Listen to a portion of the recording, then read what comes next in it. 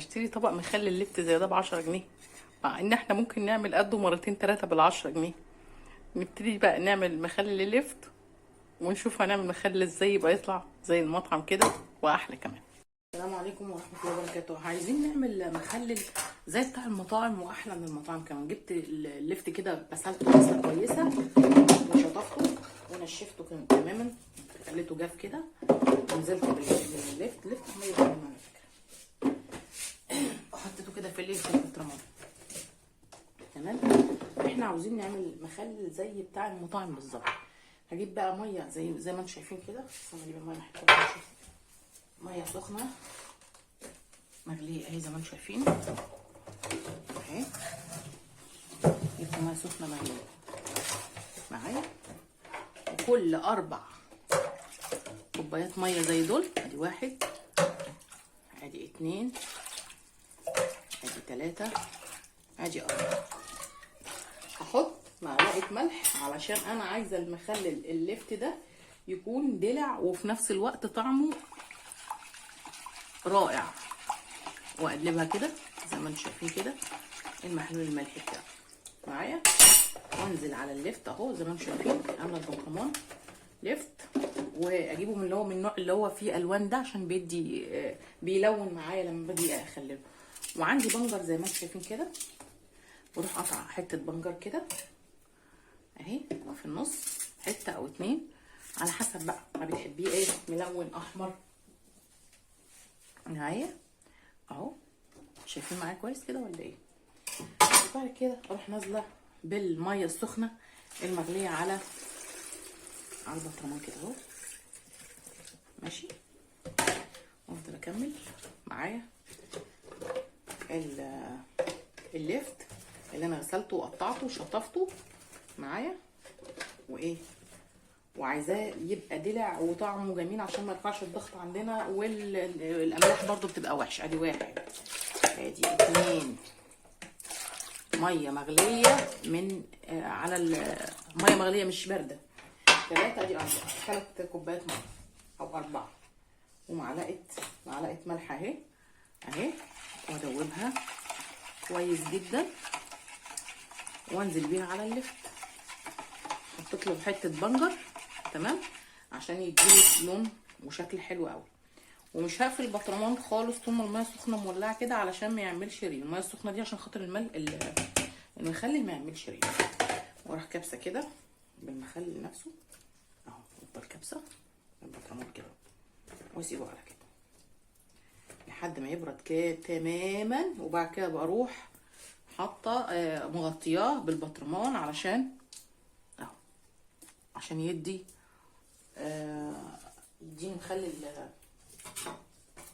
انا شايفه ان احط له بنجرايه كمان، انا بحبه يبقى احمر قوي. بس كمان قطعه بنجرايه 3 بنجرات 3 بنجرات. هنرجع برضو نعيد تاني في البطرمان التاني ده اهو زي ما انتم شايفين. غسلت المخلل اللفت وقطعته وما قشرتوش، سبته بحاله عشان اللون البتنجاني ده بيدي لون والله جميل جدا اهو زي ما انتم شايفين. و4 كوبايات ميه ادي 1 2 مغليين 3 4، كل 4 كوبايات ميه مجات كده معلقه ملح علشان انا عايزه بنجر، عايزه اللفت يكون دلع مش عايزاه مالح علشان الضغط والاملاح والامراض اللي عندنا كلها. وادوبه كده تمام. وقبل ما ادوبه اروح نازله برضو قطعه بنجر زي دي اهي تدي لون كويس قوي لللفت. واكمل بقى افضل اعبي البطرمان اهو زي ما انتم شايفين كده، واروح نازله بالمحلول الملحي اللي انا عملته. هو ميه وملح بس، مش عاوز اكتر من كده، ميه مغليه وملح. وبعد كده اروح سايبه البطرمان لحد ما يهدى خالص من الميه السخنه دي علشان ما يعملش اي ريم معايا اهو. انزل كمان شريحه بنجر كده تدي لون حلو قوي قوي لللفت. وعني برضو اللون اللفت ذات نفسه هو اللون البتنجاني ده هيدي لون كويس قوي لايه من غير شريحه البنجر دي. بس انا بزود برضو ايه، بعمل تاكيد يعني. ادي 1 4 كوبايات ميه مغليه. 4 ادي 2 3 ادي 4. تمام. اروح مقلبه معلقه الملح كده معايا وادوب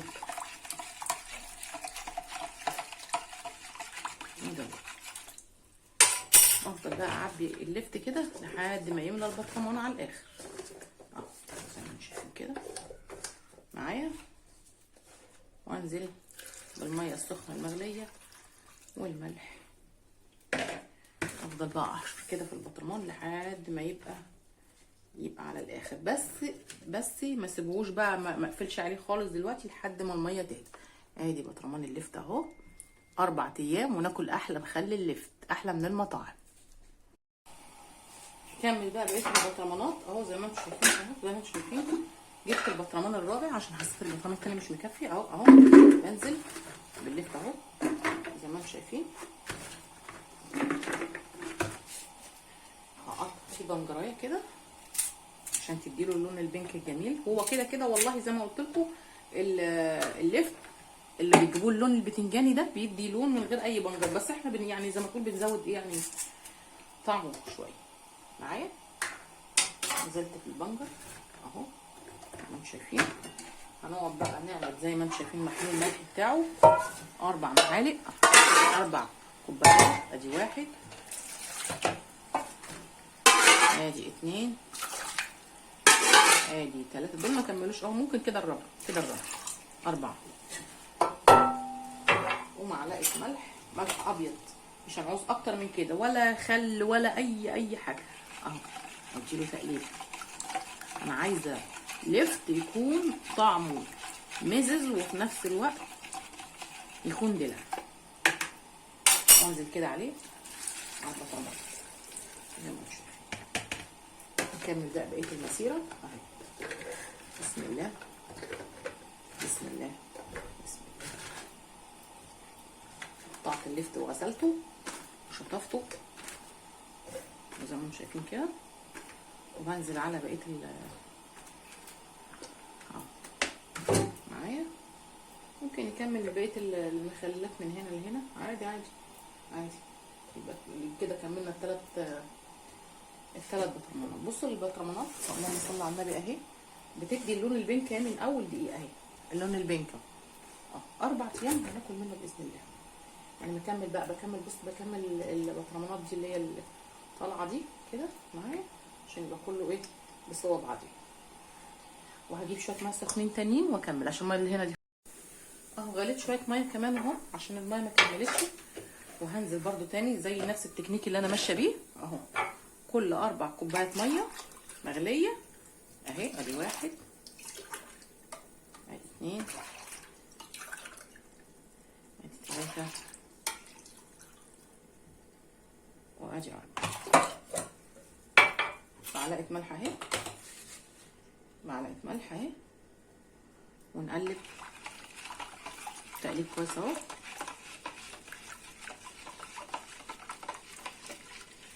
ده المحلول الملحي بتاع اللفت. ولا ملح ليمون ولا خل ولا اي لا، هي وصفه على ابو قديمه بس. هي الشغل اهم حاجه التكنيك ده تمشي بيه يطلع لك احلى احلى مخلل من احلى مخلل المطاعم اهو. غرقته اهو ومليته على الاخر. ده كمان نفس الحكايه اهو. مشيت بنفس التكنيك على الاخر. البطرمانات زي ما انتم شايفين. مش هربط بقى البطرمانات ولا هقفل عليها غير لما الميه السخنه دي تهدى خالص عشان ما يعملش ريم ويعمل عفن. يلا السلام عليكم. زي ما انتم شايفين كده اهو. اديني حتى اللون البينك اهو بدا يطلع. الميه السخنه بدات تطلع اللون بتاع البنجر اهو زي ما اللفت او البنجر برضو اهو زي ما انتم شايفين. 4 ايام ان شاء الله نفتح عليه وناكل احلى مخلل. امشي على نفس التكنيك ده تاكلي مخلل دلع وصحي وطعمه جميل جدا احلى من بتاع المطاعم. ملوش بقى اي افتكاسات ولا اي حاجه تانية تحطيها. لو في والله حاجات تانية هتخلي طعمه احسن من كده كنت قلت لك، بس هو ده كده احسن. ده هو المخلل ده النوع اللي بيبقى على قديمه اللي هو ميه وملح بس مش اكتر من كده. يلا السلام عليكم. بس طبعا غليت بردت خلاص من الميه السخنه. وبنقفل بقى البطرمان كده. بس خلاص كده قفلناهم. 4 أيام يستووا بقى وناكل منهم بقى. السلام عليكم.